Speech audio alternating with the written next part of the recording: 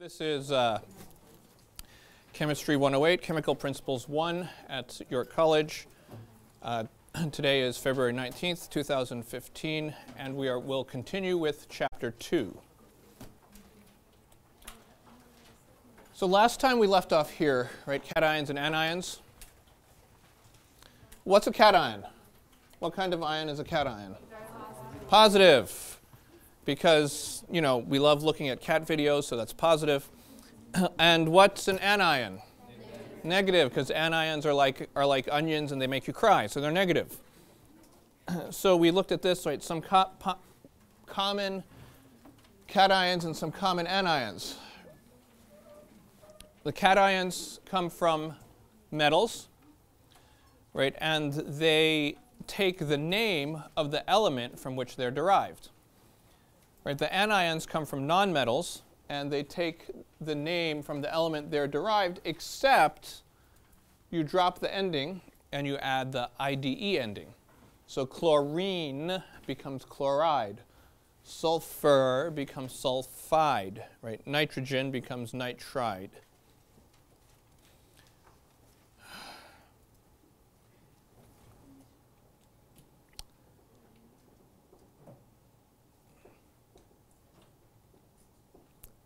And, okay, so here we have, again, some kind of a schematic of the periodic table. And what you'll notice is that in group 1A, what's the charge on all the cations? Right, plus 1. I didn't say this, but if you don't see the 1, there's a pretend 1 there. Right? Group 2A, plus 2. Group 3A, plus 3, to the extent that they form common cations. Now, the noble gases, we said they're unreactive, so that includes not forming ions very easily. Now, if you exclude the noble gases, if you go in from the right, group 7A, they're minus 1, minus 2, minus 3.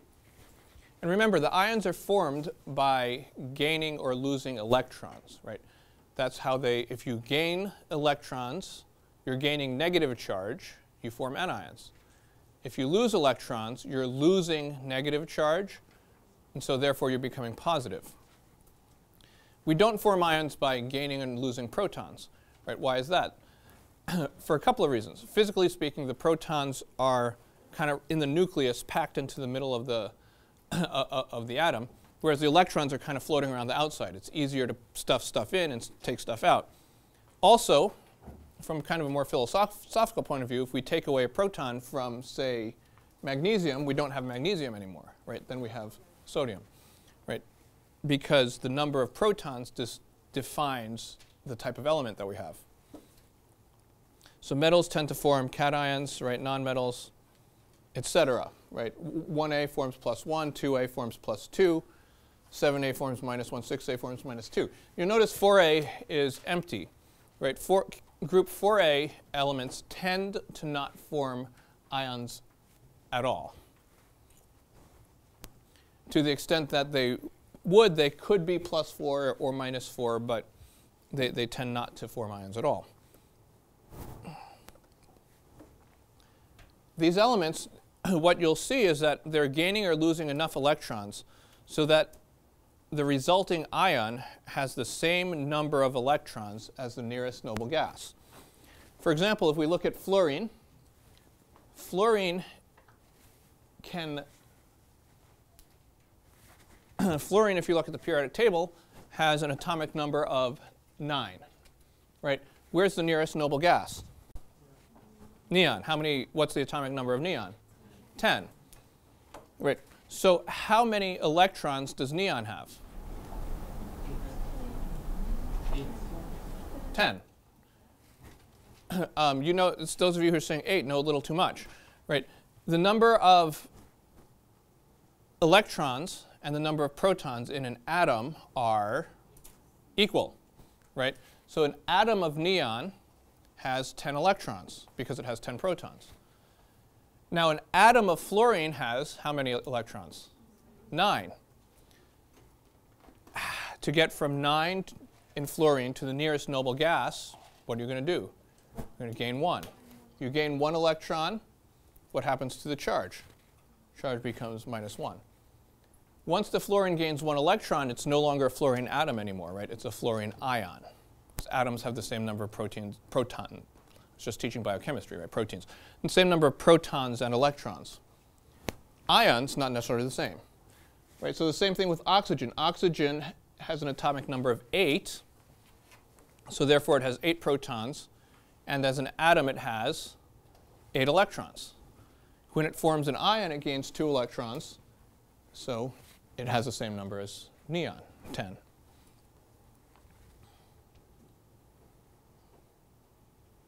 Okay, so in an ionic compound, the total charge of the empirical formula must add up to 0.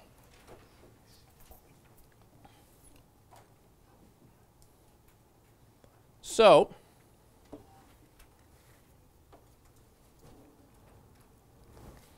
sodium chloride, for example, sodium is +1. Chloride, -1. Right, so +1 and -1. Here I wrote in the +1 and the ones explicitly. You might, up there you don't, right, and typically you don't. I wrote them here explicitly so you could say +1 plus -1 gives us 0. Here's an example where it doesn't, they're not the same. So MgBr2. Mg has a charge of +2, right? It's in the second column. Bromine, or bromide, the bromide ion has a charge of -1. If I just have 1 magnesium and 1 bromide, what's the net charge? It's not 0. It's +2 plus -1, +1. So how can I get it to come out to 0? If I have 2 bromides. Right? If I have 2 bromides, each one is -1. The 2 of them are going to add up to -2. The -2 plus the +2 is going to give me 0. So if I have an ionic compound that's formed of magnesium and bromide, then using that kind of reasoning, I can say I got magnesium MgBr2.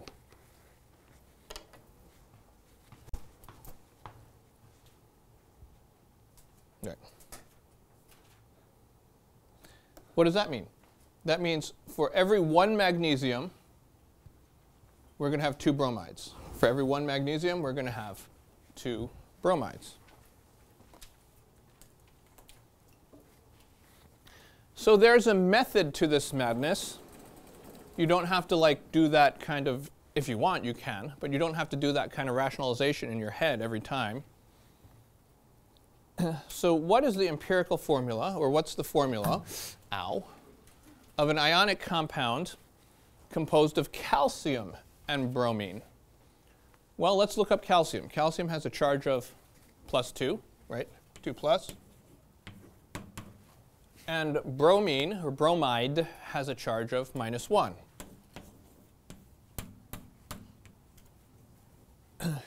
And the method is called the crossing over method. So what we're going to do is we're going to take this 2, we're going to move it down here, and say there's 2 bromides. We're going to take this 1, move it down here, say there's 1 calcium. So this is going to be Ca1Br2, and typically we leave out the 1. It's assumed if you don't have a subscript it's 1, and so that's going to be Ca(Br2).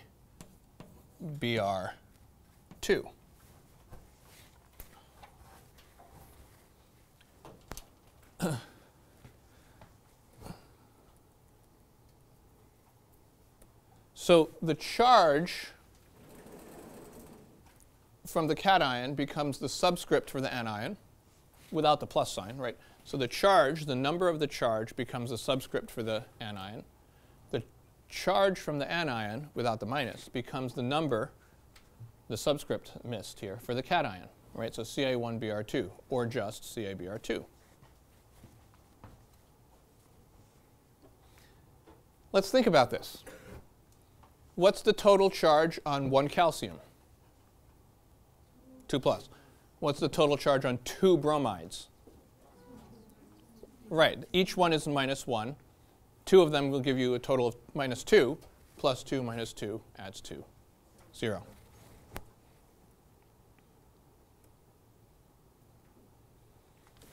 What about Mg and O?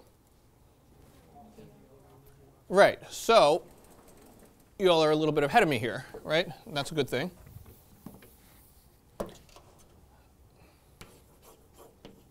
Mg2 plus, O2 minus, cross, cross, Mg2O2.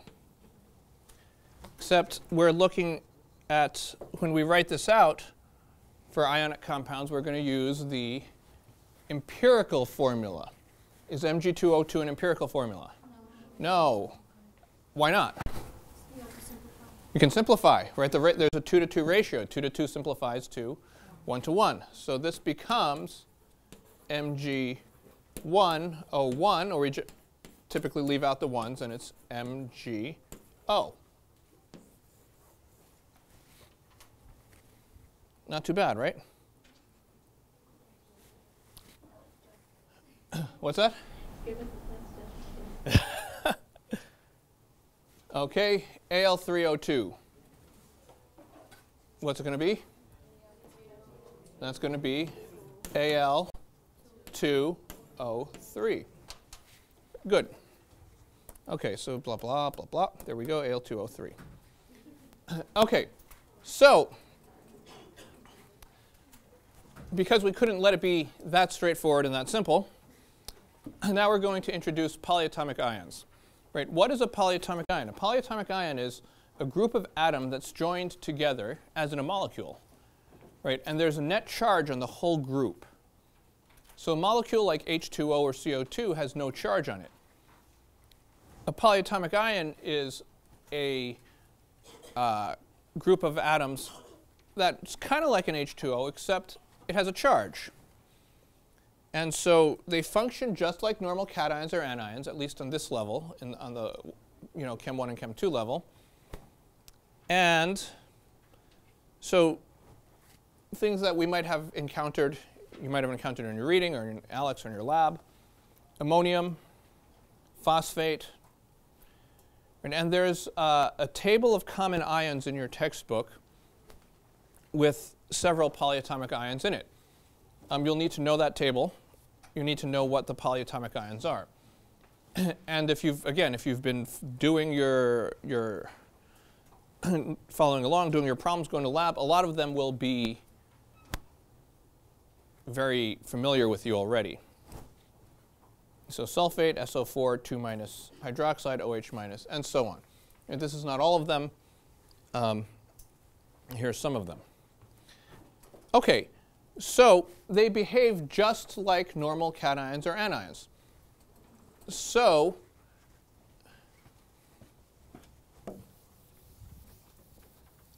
I think I'm getting ahead of myself, so I'll pause here for a second. Do I have more here? Yeah, cyanide, yeah. Sorry.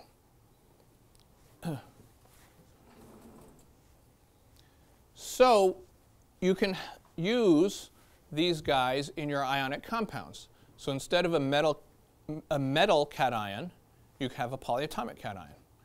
Instead of a non-metal anion, you could have a polyatomic anion. Instead of both, you could have both.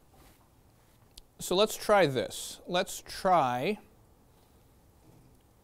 say, what is, well, I have an example here. The empirical formula of an ionic compound composed of ammonium and bromide. Well, what we're going to do is, same thing, cross over, and cross over. And the ones we don't write out, and we get NH4Br. That's ammonium bromide. What about the ionic compound composed of aluminum and nitrate? Do you remember the charge on aluminum?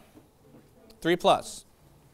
Nitrate, because you will have, or you will remember this from your chart, is NO3 minus, or NO3 minus 1. Now it becomes just a little bit sneaky, just a little bit.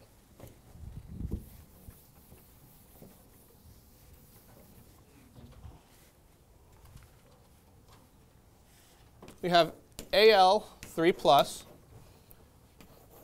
NO3 1 minus.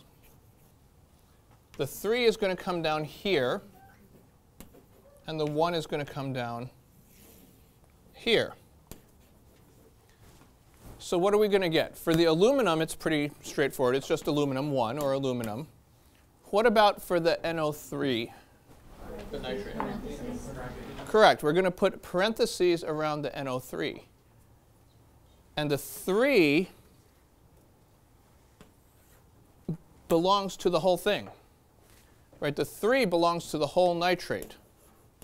NO3, 3. That 3, which came from here when we did our crossing over, belongs to the whole nitrate group. What does that mean? There's 1 nitrate, 2 nitrates, 3 nitrates. Each nitrate is an NO3 with a negative charge. So there's 3 negative charges plus and a positive 3 charge. So in 1 unit of aluminum nitrate, how many nitrogens do you have? 3 nitrogens. How many oxygens do you have? 9. You have 3 NO3s. Each NO3 has 3 oxygens, so if you have 3 of them, you have 3 from the first, 3 from the second, 3 from the third, 9 oxygens. So 3 Ns, 9 oxygens. This is not, however, not the same as something like this, Al N3O9. Even though you add them up, they're the same thing. We use this notation because we're showing that each nitrate is a distinct element. Right? No, element's the wrong word. It's a distinct species. Right? So you have 1 nitrate, 2 nitrates, 3 nitrates, not an N3O9 group. So this is wrong.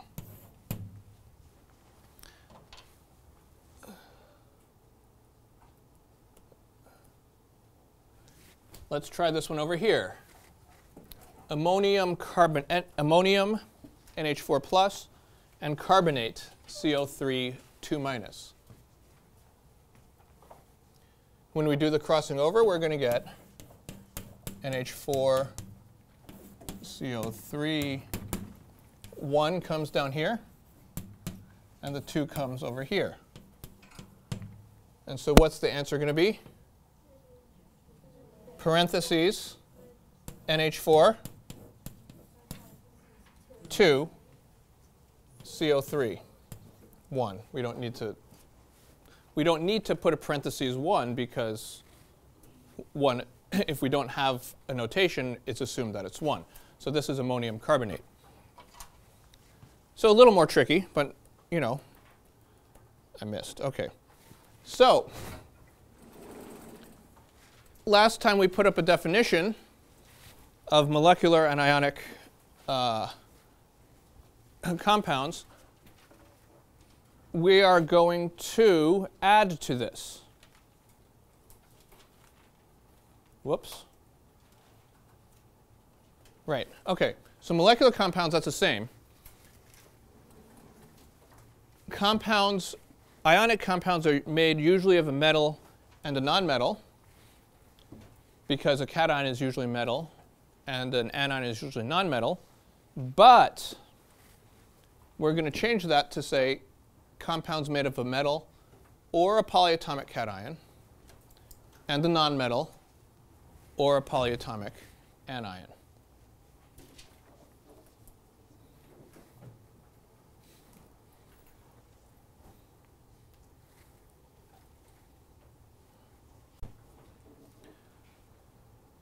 So molecular compounds composed of molecules 2 or more tightly bound together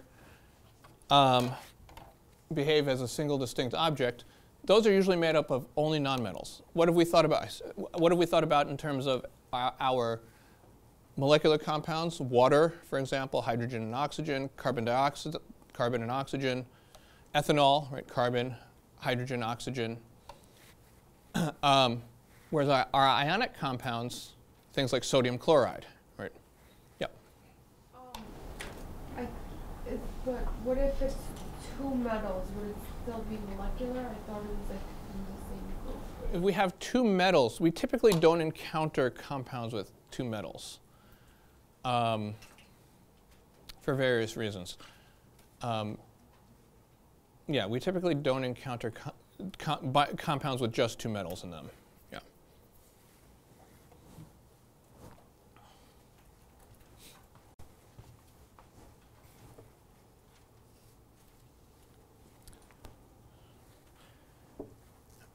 Okay, so at this point we've been, I think this is it, right? Okay, so we have some practice after this. Okay, we'll do some practice and then we'll move on to the next thing. Okay, so with this in mind, what type of compound is calcium chloride? Molecular or ionic? Ionic, because calcium is a metal and chlorine is a nonmetal. What about SF6? This is molecular. Sulfur is a nonmetal and fluorine is a nonmetal. What about MgO? We just looked at MgO. It's ionic. Magnesium is a metal, oxygen is a nonmetal, it's ionic.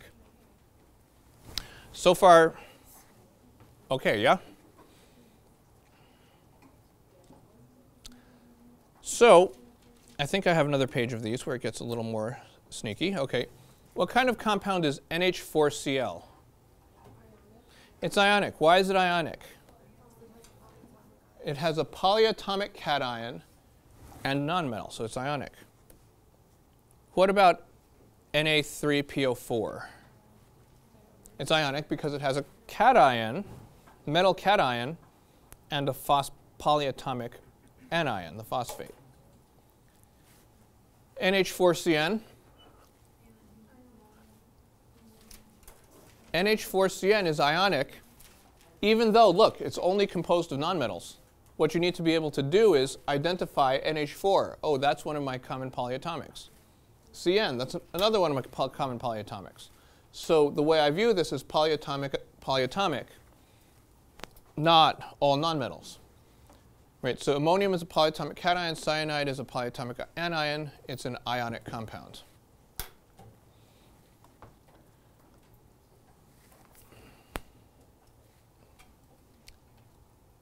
Questions? Okay, no.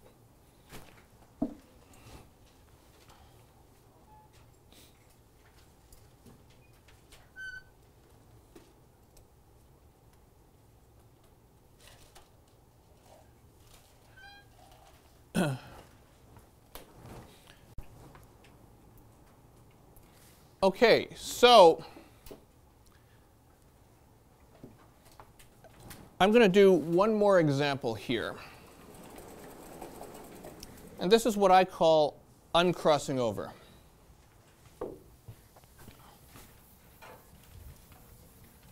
And uncrossing over goes something like this. So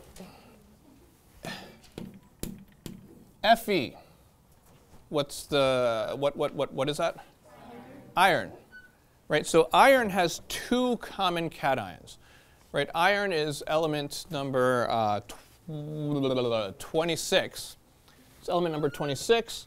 It's a transition element. It's a transition metal. So that means it's not one of these ones that we can just look at the periodic table and know what the charge is. So iron comes in two flavors, Fe2+ and Fe3+.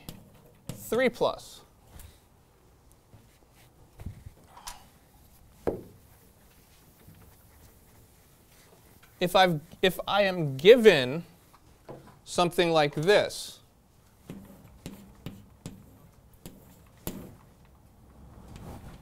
FeCl3, how can I figure out whether it's iron 2 or iron 3? Well, I can do kind of uncrossing over. So what I need to realize is that, and the same principle applies, right? The total charge on this thing has to be 0. So what's the charge on chloride? Each chloride is -1. So if I have 3 of them, it's -3. If it's -3, then this has to be +3 to balance out. So I can do uncrossing over, put in my pretend 1 here, and say 3 and 1, so it's going to be Fe3+ and Cl1-. What if I have this? This is a little bit FeO.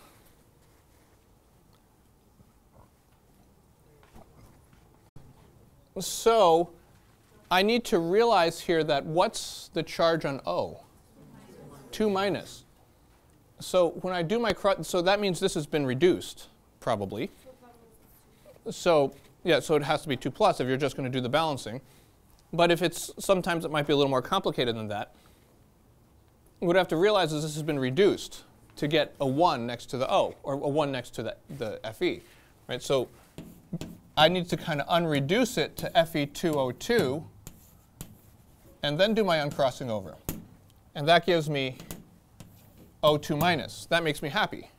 Right? So that means I move that up and I get Fe2+. Okay, so at this point we should take a look at that handout that that I asked you to get.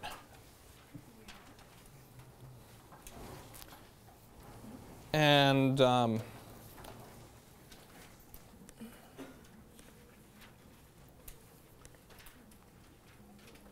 which ones is it?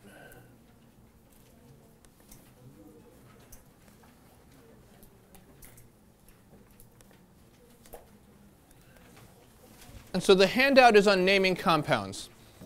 And so here we have like lots of rules and stuff. It's a little bit like the significant figures, where I didn't want to wait for everyone to kind of try to write every single thing down. Additionally, you've also, most of you who are taking the lab have also done something like this in lab, I think, right? And so we'll do it sort of relatively quickly here. Naming inorganic compounds. And in this class, we're not going to do organic compounds. So there's one section on organic compounds. You can skip that. Cations, right? Metal cations have the same name as the metal. We went through that already. So sodium is sodium, zinc is zinc, and aluminum is aluminum. Some metals have more than one cation that have different charges, like the iron that we just looked at. Right? Iron 2 and iron 3, for example. Iron +2 and iron 3. The way we write that out is when we're writing out something as a compound, right, is to use a Roman numeral in parentheses after the name of the metal. So iron 2, Fe2+, we would call iron parentheses 2. And iron 3+ we'd call iron parentheses 3. Manganese is another one. Manganese has lots of different charges that it can take. Manganese 2+ is manganese 2. Manganese 4+ is manganese 4. IV, it's Roman for 4. Some of these have historical names. Copper, for example, copper 1 is called cuprous. Copper 2 is called cupric. You won't be tested on those historical names here, but those of you who go on to take more chemistry or go into different fields, you might encounter them. Cuprous and cupric, ferrous and ferric for iron.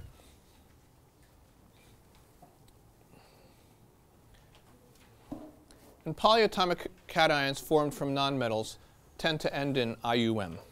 So for example, ammonium, hydronium, NH4+, H3O+. So that's your cations, right? Then what about your anions? Your anions get a little more complicated. Your cations are relatively simple. Your anions get a little complicated.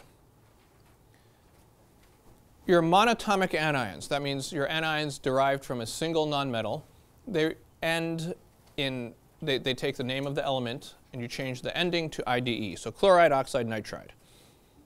Some of the simple polyatomics also end in IDE. Hydroxide, cyanide. Peroxide, O2 minus. Whoops, is that it? I thought there was more on this page. Okay.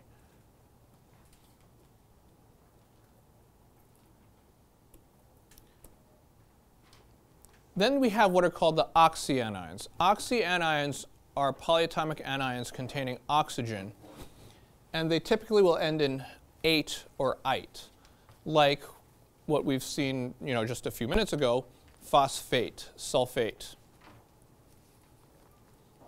Some of the elements are able to form more than one oxyanion. Actually, many of them are. The most common one, and this is where it gets, the rules are a little bit less straightforward, but the most common one typically gets the ate ending, ATE. What does that mean? That means you only really need to remember one of them, and then based on the rules, you can derive the rest. So,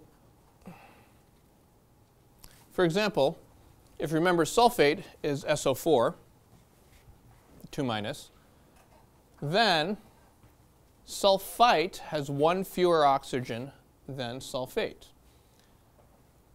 The ion that has one fewer oxygen than the ate becomes an ite.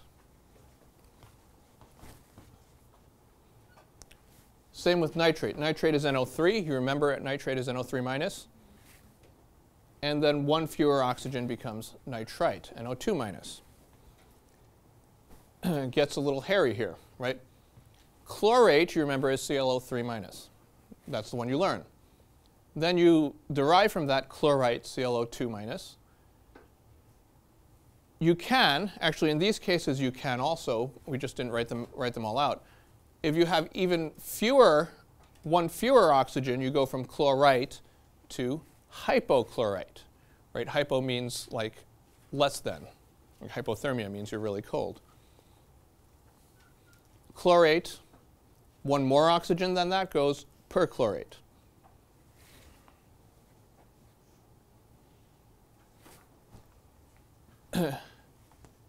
So here's basically the rule, right? From the ate, more oxygen goes per whatever ate, fewer oxygen goes from ite, and then hypoite. And in this class, that's all we're going to have to deal with, right? We're not going to have to deal with more or less than that.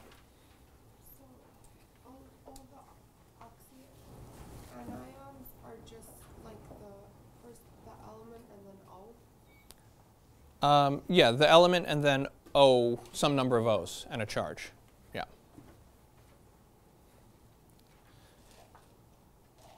So let's do a little test of ourselves here.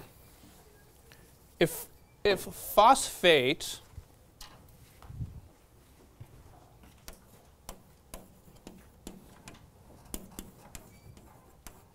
is PO4 3 minus, what is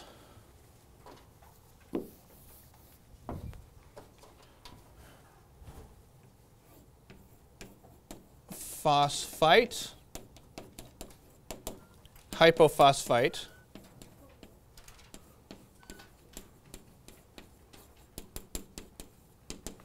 and I mean some of these are kind of rare to find, but formally we can do it, right? Phosphite, hypophosphite, and perphosphate. So what's phosphite going to be? PO3, and the same charge, 3 minus. Hypophosphite? PO2, 3 minus. And then perphosphate? PO5, 3 minus. You got it.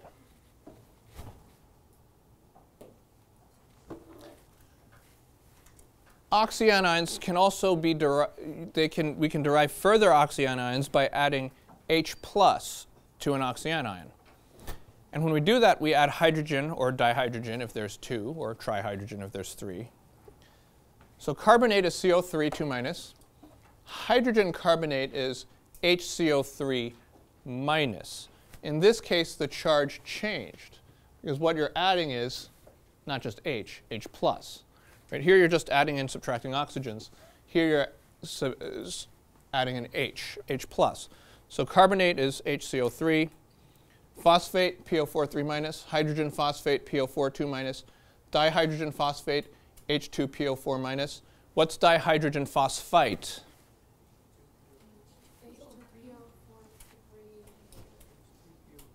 Dihydrogen phosphite.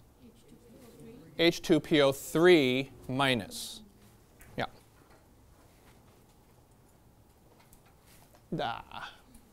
Ionic compounds. They're named as the cation followed by the anion. So calcium chloride. Calcium is calcium. The calcium cation is calcium. The anion derived from chlorine is chloride, calcium chloride. Aluminum nitrate. Copper 2 chloride. This is the historical name. Not going to be examined on it, but it's good to know. CuClO4, copper 1 perchlorate. Remember, ClO3 is chlorate. ClO4 that then becomes perchlorate. Yep. For the transition metals, will we be given the number, like copper 2, copper 3? If you were asked to do something like this, be given this and write out this, you would be given the number. Yeah. If you can't easily get it from the periodic table, we'd have to give you the number. Yeah.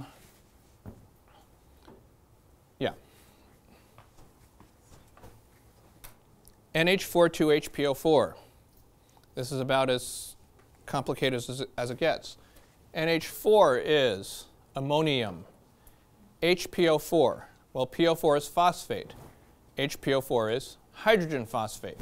This is ammonium hydrogen phosphate. Questions?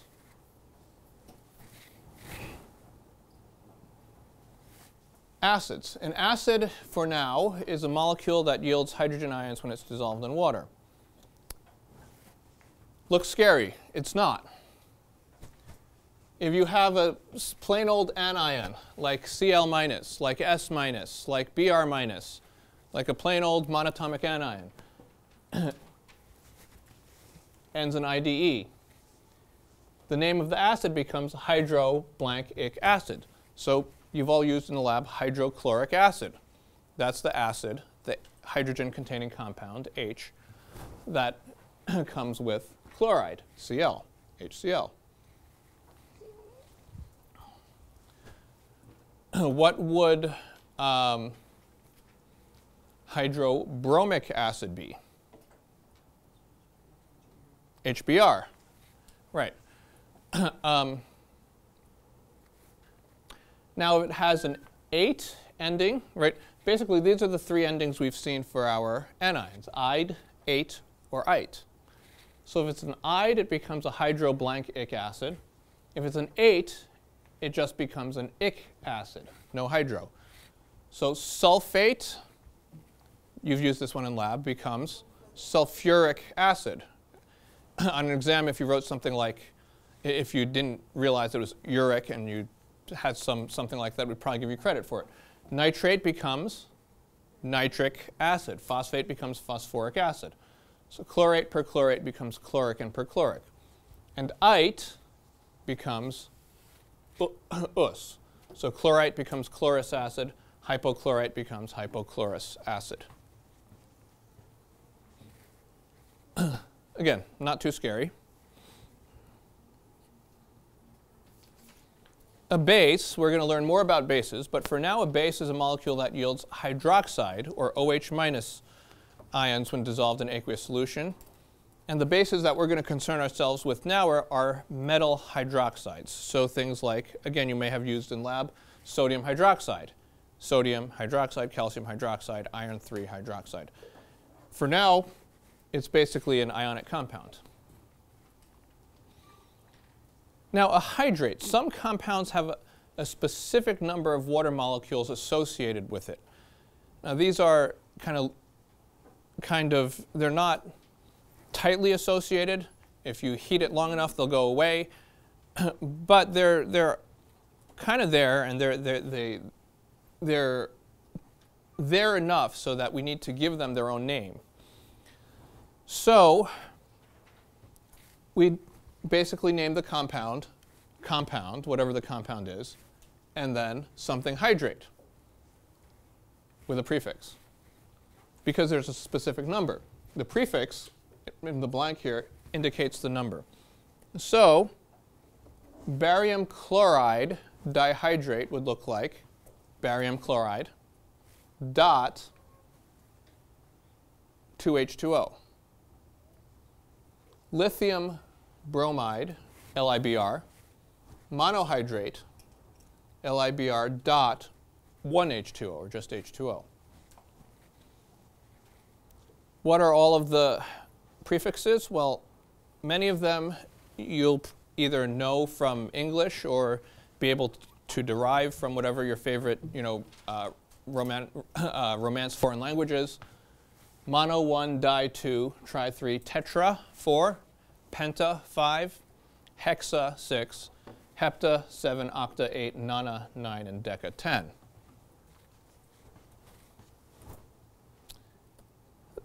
Okay, so those are all for our ionic compounds. Now, the molecular compounds, we have one slide, I think. Two-element, we're only going to look at binary two-element molecular compounds. So we look at the periodic table, right? We're looking at two elements, binary. So if you're on the left of the periodic, the first thing you're going to see is which one is on to the left. The one to the left goes first. So sometimes there's not going to be, because they're all nonmetals, not going to be one to the left. They might be in the same family. If they're in the same family, the one with the higher atomic number, that is further down the table, goes first. The name of the second element is given the IDE ending. And the prefixes from before are given to indicate the number of atoms of each element. So SF6 would be sulfur hexafluoride. You don't have to put the mono necessarily here. You could write monosulfur hexafluoride. Why does sulfur come first? Because sulfur is in column 6A, and fluorine is in column 7A, right? 6 is to the left of 7. IF5, iodine pentafluoride. Iodine and fluorine are both in column 7, but iodine is further down, higher atomic number. N2O4, dinitrogen tetroxide. Can you tell me what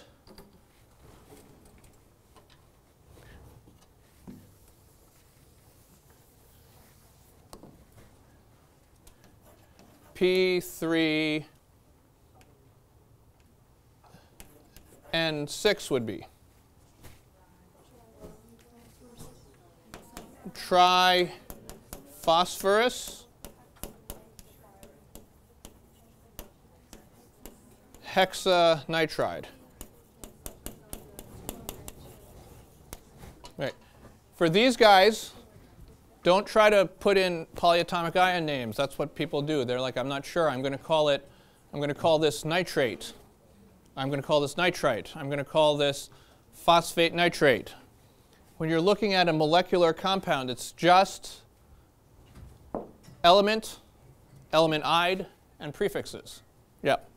So the prefixes we only use for molecular compounds? Use the prefixes, sorry, go ahead. Yeah, molecular compounds and hydrates. That's it. All right, another one. Tetraphosphorus decasulfide. Okay. That's it. Let's take a break, 10 minutes, and then have recitation.